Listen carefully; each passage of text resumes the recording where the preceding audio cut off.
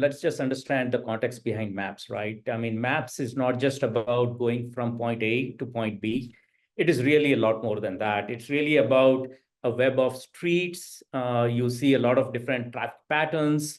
There are also urban landscapes. There are points of interest, and all of these things change dynamically all the time, right?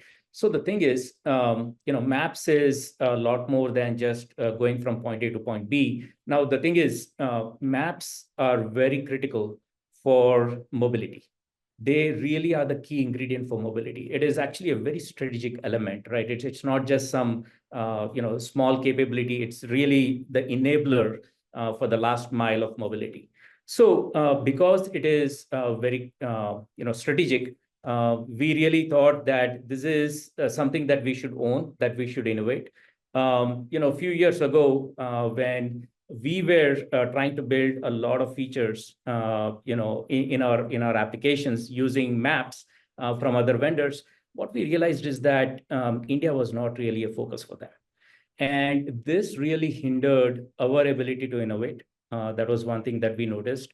And what we also felt is that for India, we have a lot of different local conditions. And what we really needed is the right set of capabilities around maps that was created for local needs so that the local innovation can really thrive.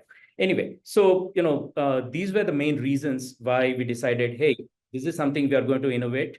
This is something that we'll build for ourselves and for the country. First and foremost, let's look at location accuracy. I mean, one of the important things we've done in the maps, and again, this is very important to know this from an Indian context. When you look at locations, again, a lot of times you'll find street addresses, that are not just very simple street addresses, but they'll have a point of interest, like it'll say, it is behind a particular shopping center, or it is next to some other point of interest. And sometimes you may have multiple points of interest in one address location. So what happens is that location accuracy is a very, very important element. And then also we have people who use geocoding. Geocoding is, I'm here, you show a pin, and then you want to know what is the location of that pin, what is the specific address of that pin. Right? So those locations, the accuracy of that is very, very critical. So number one, we really are very good. I would say we do much better than our competitors when it comes to location accuracy. That is one thing, right? Another thing that we are really good at, where we excel, is expected time of arrival. Now, this is again our, riders of Ola cabs. They experience it every single day, right? You want to know what is the ETA, and the more accurate it is, the better. But ETA is a very complex algorithm, right? It's not just about distances. It's also about traffic patterns. It's also about road conditions. It is also very real time, because you might have new traffic things that typically are not part of a pattern.